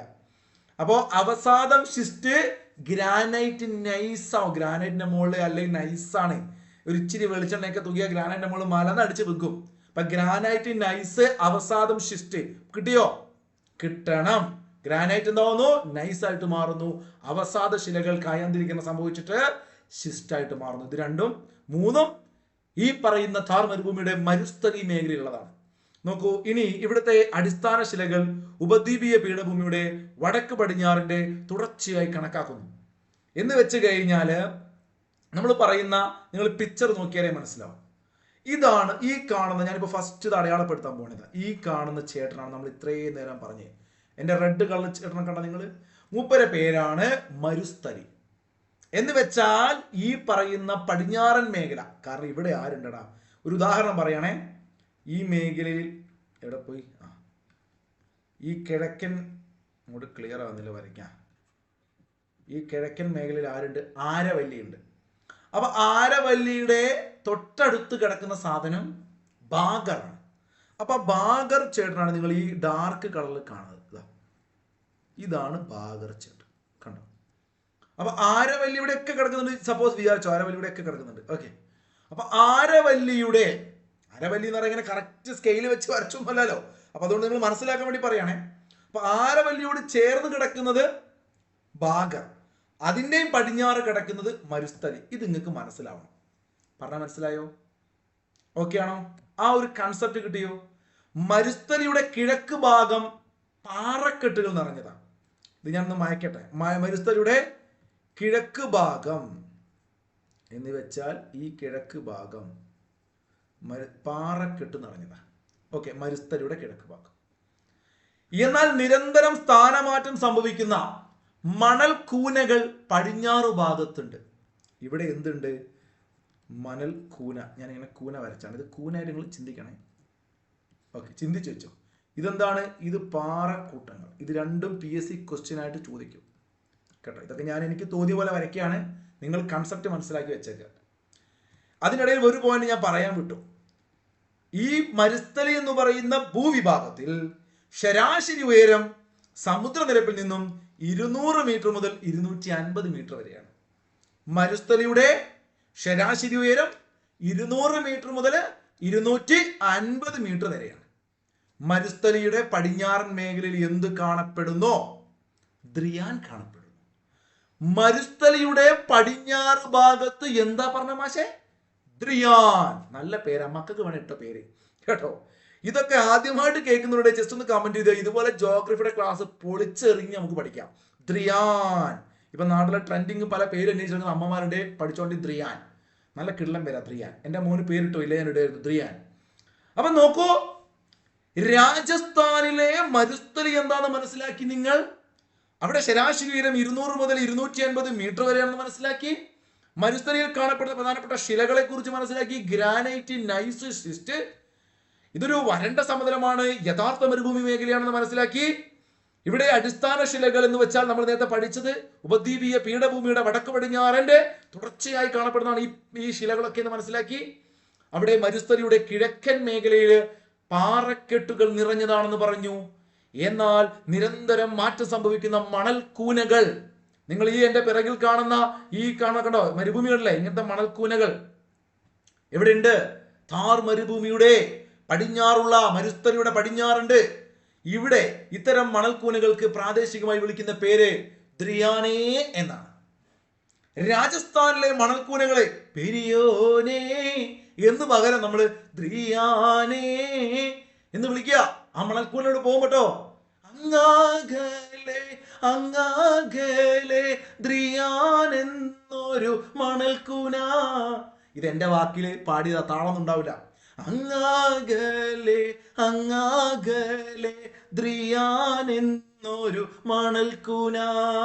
ഇങ്ങനെയൊക്കെ പാടുമ്പോ ദ്രിയാൻ ഓർക്കുക. മണൽക്കൂന താർ മരുഭൂമിയുടെ മരുസ്ഥലിയുടെ പടിഞ്ഞാറൻ മേഖലയിൽ കാണപ്പെടുന്ന മണൽക്കൂനകൾ ദ്രിയാൻ പഠിച്ചു. ഇനി നമുക്ക് ബാഗറിലേക്ക് പോകാം. ഇതിന് ഈ മണൽക്കൂനയ്ക്ക് ഇപ്പുറം കാണുന്ന ഈ ഒരു ഏരിയ ചേട്ടനെ നമുക്ക് എന്ത് വിളിക്കാം? ബാഗർ എന്ന് വിളിക്കാം. രാജസ്ഥാൻ ബാഗർ. കണ്ട, ഇങ്ങനെ വരച്ചു. കളർ വേണമെങ്കിൽ മാറ്റി കൊടുക്കാം. ഞാൻ ഏതാ കളർ കൊടുക്കേണ്ടത്? പച്ച കളർ കൊടുത്ത് നിങ്ങൾ കാണോ? ഇതാ പച്ച കളർ. നമുക്ക് കാരണം കുറച്ചുകൂടി അതിനെ വെച്ച് നോക്കുമ്പോൾ ഒരു അർദ്ധ മരുഭൂമി ആയതുകൊണ്ട് ഞാൻ പച്ച കളർ കൊടുത്തു. കണ്ട, ആരവല്ലി പർവ്വതനിര വരെ വ്യാപിച്ച് കിടക്കുന്നതാണ് ഞാൻ പച്ച കൊടുത്തത്.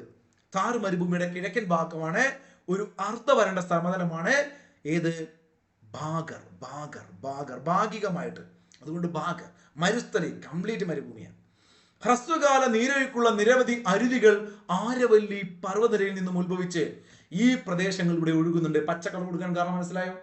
രാജസ്ഥാനിൽ മുഴുവൻ മരുഭൂമിയൊന്നുമല്ല. താർ മരുഭൂമിയുടെ പടിഞ്ഞാറൻ മേഖലയാണ് മരുസ്ഥലി എങ്കിൽ കിഴക്കൻ മേഖല ആരവല്ലിയിൽ നിന്ന് ഒഴുകുന്ന ഒരുപാട് നദികളുണ്ട്. ഇങ്ങനെ നദികൾ ഒഴുകി വരുമ്പോൾ അവിടെ ചില പച്ച തുരുത്തുകൾ ഉണ്ടാവും. സ്വാഭാവികമാണ്, വെള്ളമുണ്ട്. ഒരു ഭാഗത്ത് മരുഭൂമിയാണെങ്കിൽ ഈ നദി ഒഴുകുന്നതാ. ഇവിടെ നിങ്ങൾ കണ്ടോ, പച്ചപ്പാടങ്ങൾ വലിയ ഇങ്ങനെ നീണ്ടു കിടക്കുകയാണ്. ഒരുപാട് മരങ്ങളും സസ്യജാലങ്ങളും ഒക്കെയുള്ള ഇത്തരം പച്ച തുരുത്തുകളെ നമ്മൾ വിളിക്കുന്ന പേര്. അവിടെ ദ്രിയാൻ മോനെ എന്ന് വിളിച്ചില്ലേ? ദ്രിയാനേ എന്ന് വിളിച്ച ഇവിടെ നിന്നാണ് രോഹി എന്ന് വിളിക്കണം. ദ്രോഹി അല്ല കേട്ടോ, രോഹി. രോഹിണി നക്ഷത്രത്തിൽ ജനിച്ച ആരെങ്കിലും ക്ലാസ് കാണുന്നുണ്ടോ? നോക്കൂ, നിങ്ങൾ അറിയുക, രോഹി എന്ന് പറഞ്ഞാൽ രോഹു എന്നൊരു മീനുണ്ട്. രോഹു കട്ടല, അത് ഈ പുഴയിൽ ഉണ്ടാകുന്ന മീനാ. ആലോചിക്കുക, ഈ പുഴകൾ, ഈ നദികൾ ഒഴുകി വരുന്ന സ്ഥലങ്ങളിൽ പച്ച തുരുത്ത് കാണുന്നു. ഇവിടുത്തെ ഫലഭൂഷ്ടമായ ഇത്തരം തുരുത്തുകളിൽ കൃഷി സാധ്യമാണ്. ഇത്തരം കൃഷി ചെയ്യുന്ന രാജസ്ഥാനിലെ അല്ലെങ്കിൽ ആരവല്ലിയിൽ നിന്ന് ഉത്ഭവിക്കുന്ന നദികൾ ഒഴുകി വരുന്ന ഈ പറയുന്ന ഥാർ മരുഭൂമിയിലൂടെ വരുന്ന സ്ഥലങ്ങളിൽ കാണുന്ന പച്ചത്തുരുത്തുള്ള ആ മേഖലയിൽ നമ്മൾ രോഹി രോഹി രോഹി എന്ന് വിളിക്കും. മരുസ്ഥലിയിൽ കാണപ്പെടുന്ന മണൽക്കൂനകളെ, മാറ്റങ്ങൾക്ക് വിധേയമാവുന്ന മണൽക്കൂനകളെ നമ്മൾ ദ്രിയാൻ എന്ന് വിളിക്കും. കൃത്യമായി പഠിക്കുക. നോക്കൂ, ഗുജറാത്തിലെ റാൻ ഓഫ് കച്ച് മേഖലയിലേക്ക് ഒഴുകുന്ന ഇവിടുത്തെ പ്രധാന നദിയായ ലൂണി പോലും കാലികമായി മാത്രം നീരൊഴുക്കുള്ള നദിയാണ്. ശ്രദ്ധിച്ചേ, പറഞ്ഞതിന്റെ അർത്ഥം മനസ്സിലായി നിങ്ങൾക്ക്? എന്ന് വെച്ചാൽ ഈ പറയുന്ന ആരവല്ലിയിൽ നിന്ന് ഉത്ഭവിക്കുന്ന ലൂണി നദി ഫുൾ ടൈം മഴ ഉണ്ടെങ്കിൽ മാത്രമേ അവിടെ വെള്ളം ഉണ്ടാവൂ. ആരവല്ലിയിൽ മഴ പെയ്യുമ്പോൾ അത് നീരൊഴുക്കായിട്ട് വെള്ളമായിട്ട് ലൂണിയിലെത്തുകയാണ്. അല്ലാതെ നമ്മൾ പഠിക്കുന്ന ഗംഗ പോലെ ഹിമാലയത്തിൽ മഞ്ഞുരുക്കി എപ്പോഴും ഇല്ലേ ഈ പറഞ്ഞ ഹിമാലയ നദികൾക്കകത്ത് വെള്ളം ഉണ്ടാവാനുള്ള സാധ്യതയുണ്ട് വേനൽക്കാലത്താണെങ്കിലും. പക്ഷെ ഇവിടെ മഴക്കാലത്തെ മാത്രം ആശ്രയിക്കുന്ന നദികളാണ് ലൂണി പോലത്തെ നദികൾ. അതാണ് ലൂണി കാലികമായി മാത്രം നീരൊഴുക്കുള്ള നദിയാണ്. കേട്ടല്ലോ? അത് അവസാനം ഒഴുകി ഒഴുകി ഗുജറാത്തിലെ റാൻ ഓഫ് കച്ച് മേഖലയിലേക്ക് പോകും. ലൂണി നദിയുടെ വടക്കുള്ള മണൽപ്പരപ്പ് എന്ത് പേരിൽ അറിയപ്പെടുന്നു ചോദിക്കും. ലൂണി നദിയുടെ വടക്കുള്ള മണൽപ്പരപ്പ് എന്തറിയപ്പെടുന്നു? ഈ പരിപ്പ് കൂട്ടിയിട്ട് താലി എന്ന് പറഞ്ഞൊരു സംഗതി ഉണ്ട്, ഗോവയ്ക്കിലൊക്കെ പോയ താലി. ഇതല്ല, ഈ താലിയുടെ വടക്ക് കഴുത്തിലല്ലേ, വടക്ക് നമ്മുടെ തലയുടെ വടക്ക് ഏതാണ്? തലയല്ലേ, സോറി, മനുഷ്യന്റെ വടക്ക് തലയല്ലേ. അപ്പൊ താലി. നോക്കൂ, ലൂണി എന്ന് കേൾക്കുമ്പോൾ താലി എന്ന് ആലോചിക്കുക. ലൂണിയുടെ വടക്ക് താലിയുണ്ട്. ലൂണിയുടെ വടക്ക് താലിയുണ്ട്. രാജസ്ഥാനിലെ ബാഗർ മേഖലയിൽ കാണപ്പെടുന്ന ഫലഭൂയിഷ്ഠമായ തുരുത്തുകളിൽ കൃഷിയോഗ്യമായ സ്ഥലങ്ങളെ രോഹി എന്ന് വിളിക്കുന്നു. ഇതൊക്കെ റിപ്പീറ്റ് ചെയ്ത് കേൾക്കുക, റിപ്പീറ്റ് ചെയ്ത് വായിക്കുക, പഠിക്കുക. രാജസ്ഥാനിലെ ബാഗർ മേഖലയിലുള്ള പച്ചത്തുരുത്തുകളെ രോഹി എന്നും, രാജസ്ഥാനിലെ മരുസ്ഥലിയിലുള്ള മണൽക്കൂനകളെ ദ്രിയാൻ എന്നും, അതുപോലെ തന്നെ ലൂണി നദിയുടെ വടക്കുള്ള മണൽപ്പരപ്പിനെ താലി എന്നും വിളിക്കുന്നു. ലൂണി നദിയെക്കുറിച്ച് ഉറപ്പായിട്ടും PSC പരീക്ഷയിൽ ക്വസ്റ്റ്യൻ വരും. മക്കളെ നോട്ട് ചെയ്ത് വെച്ചോ. എന്തൊക്കെയാണ് പോയിന്റുകൾ? അജ്മീറിനടുത്ത് ആരവല്ലി പർവ്വത നിരയിൽ നിന്നാണ് ലൂണി നദി ഉത്ഭവിക്കുന്നത്. അജ്മീർ ഒരു തീർത്ഥാടന കേന്ദ്രം കൂടിയാണല്ലോ അജ്മീർ, മുസ്ലിം മതത്തിലെ അജ്മീർ. അപ്പൊ അവിടെ ലൂണി ഉത്ഭവിക്കുന്ന അജ്മീറിനടുത്തുള്ള ആരവല്ലി പർവ്വത നിരയിൽ നിന്നാണ്. മഴക്കാലത്ത് മാത്രമേ ഈ നദിയിൽ നീരൊഴുക്ക് ഉണ്ടാവാറുള്ളൂ. ഒരു കോഡ് വേണമെങ്കിൽ ആലോചിച്ച് വെക്കാം നിങ്ങൾ. എന്താണെന്നറിയാം നിങ്ങൾക്ക്? ലോൺ എടുത്തുകൊണ്ട് ജവാൻ ലോൺ എടുത്തു എന്ന് കരുതിയ ഒരു ജവാൻ, പിന്നെ അയാളുടെ അവസ്ഥ എന്താ അറിയോ? അയാൾ ലോറിയിൽ പോയിട്ട് സ്ക്രൂ ചെയ്യുന്ന പണി എടുക്കേണ്ടി വരും. ലോൺ എടുത്തു കഴിഞ്ഞോ നിങ്ങളുടെ കാര്യം പോക്കാണ്. പിന്നെ നിങ്ങൾക്ക് ലോറിയിൽ സ്ക്രൂ ഫിറ്റ് ചെയ്യുന്ന പണിക്ക് പോകേണ്ടി വരും. അങ്ങനെ ആലോചിച്ച് വെക്കുക. അല്ലെങ്കിൽ ലോൺ എടുത്തുകൊണ്ട് ഒരു ജവാൻ അദ്ദേഹത്തിന്റെ മിലിറ്ററി ജീവിതമൊക്കെ കഴിഞ്ഞതിന് ശേഷം അദ്ദേഹം ലോൺ എടുക്കുന്നു, അദ്ദേഹം ജവാനാണ്, അദ്ദേഹം ലോറിയിൽ സ്ക്രൂ ഫിറ്റ് ചെയ്യുന്ന പണി എടുത്തുകൊണ്ടിരിക്കുകയാണ്. നിങ്ങളുടെ മനസ്സിൽ ലോണ്, ലൂണി, സ്ക്രൂ, ജവാൻ, ലോറി ഇതുണ്ടെങ്കിൽ നമുക്ക് ലൂണി നദിയുടെ പോഷക നദികൾ പഠിക്കാൻ പറ്റും. കോഡ് വലിയ ഇഷ്ടമൊന്നും ആയിരിക്കില്ല എല്ലാവർക്കും, എന്നാൽ ആലോചിക്കുക, ലൂണിയുടെ പോഷക നദികൾ. ലൂണി എന്ന് കേൾക്കുമ്പോൾ ഇന്ത്യയുടെ ഏറ്റവും പ്രധാനപ്പെട്ട ഉത്തരേന്ത്യയിലുള്ള ഒരു നദിയാണ് ലൂണി, രാജസ്ഥാനിലൂടെ ഒഴുകുന്ന. ആലോചിക്കുക, പോഷക നദികൾ.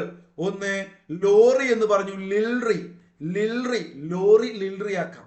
സ്ക്രൂ എന്നുള്ള സ്ക്രീ, സ്ക്രൂ, ലോറി, ലിൽറി, സ്ക്രീ, അതൊക്കെ ഓപ്ഷൻ കണ്ടാൽ കിട്ടും. ജവാൻ എന്നുള്ള ജവായ്, സുക്രി, ലിൽറി, സുക്രി, ജവായ്. വേറെ നല്ല അടിപൊളി കോഡൊക്കെ ഉണ്ട്. ഞാൻ മുമ്പ് എന്തോ പറഞ്ഞിരുന്നു, എനിക്കിപ്പോൾ ഓർമ്മയില്ല. നിങ്ങൾ കോഡ് ഉണ്ടെന്ന് ജസ്റ്റ് ഒന്ന് കമന്റ് ചെയ്യും. ജവായ്, സുക്രി, ലിൽറി. കമന്റ് കാണുന്ന ആരെങ്കിലും ഒക്കെ പഠിച്ചോട്ടെ. ഇതാണ് പോഷക നദികൾ. അപ്പൊ ജവാൻ ലോൺ എടുത്ത് ലോറിയിൽ സ്ക്രൂ ചെയ്യുന്ന പണിക്ക് പോയി എന്ന് ആലോചിക്കുക.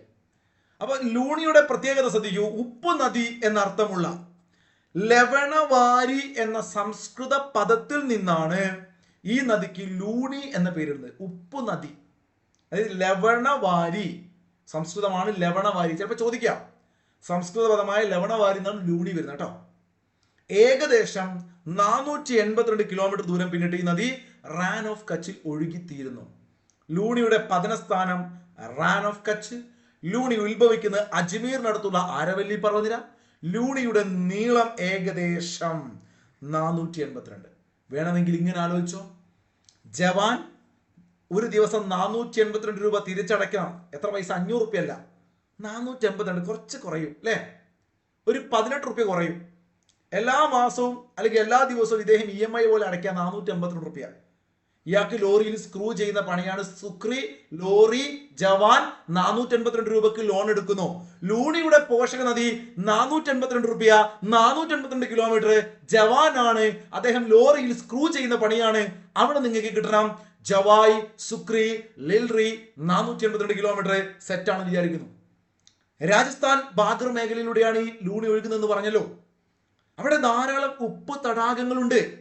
അതിൽ പ്രധാനമാണ് സാമ്പാർ. സാറേ സാറേ സാമ്പാറേ. സാമ്പാർ എന്ന് കേട്ടാൽ ഉപ്പാണ്, അല്ലെങ്കിലും സ്ഥിരം പ്രശ്നമാണ് അല്ലേ? എത്ര വീട്ടമ്മമാരുണ്ട് സാമ്പാർ ഉണ്ടാക്കുമ്പോൾ ഉപ്പ് കൂടിപ്പോവും കുറഞ്ഞു പോവും. ചിലപ്പോൾ ഉപ്പിട്ടാൽ നല്ല രസമാണ്. പിറ്റേന്നൊക്കെ ഒരു ദിവസം സാമ്പാർ വെച്ചിട്ട് പിറ്റേന്ന് കഴിക്കുക എന്താ രസമാ ഉപ്പ്. അപ്പൊ ഇന്ത്യയിലെ പ്രധാനപ്പെട്ട ഒരു ഉപ്പു തടാകമാണ് കുഞ്ഞുങ്ങളെ സാമ്പാർ. ഈ മേഖലയിൽ ഏറ്റവും വലിയ തടാകമാണ് സാമ്പാർ തടാകം.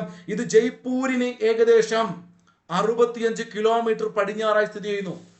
ജയ്പൂരിനടുത്ത് സ്ഥിതി ചെയ്യുന്ന തടാകം ഏത് ചോദിക്കാം. ജയ്പൂരിന് ഏകദേശം 65 കിലോമീറ്റർ പടിഞ്ഞാറായിട്ട് സ്ഥിതി ചെയ്യുന്നു. സ്റ്റേറ്റ്മെന്റ് ചോദ്യം വരാം. സാമ്പാർ തടാകം ഇന്ത്യയിലെ രാജസ്ഥാൻ ബാഗർ പ്രദേശത്തുള്ള ഏറ്റവും പ്രധാനപ്പെട്ട തടാകം ഉപ്പു തടാകമാണ് സാമ്പാർ തടാകം. സാമ്പാർ തടാകം രാജസ്ഥാനിലെ ബാഗറിലുള്ള ഉപ്പു തടാകത്തിന്റെ പേര്. നിങ്ങൾ ഒരുപാട് തടാകങ്ങൾ ബൂളാറ് കൊല്ലേരു ചിൽക്കൊക്കെ പഠിക്കാണ്ട്. സാമ്പാർ രാജസ്ഥാനിലാണ്. ഇനി ഇതിന്റെ പ്രത്യേകത ശ്രദ്ധിച്ചേ. ഗംഗ എന്ന് കേൾക്കുമ്പോ സുരേഷ് കവി ഗംഗേ 25 അല്ലേ? ഗംഗയുടെ നീളം നിങ്ങൾക്കറിയാം 25 ആണെങ്കിൽ സാറേ സാറേ സാമ്പാറേ.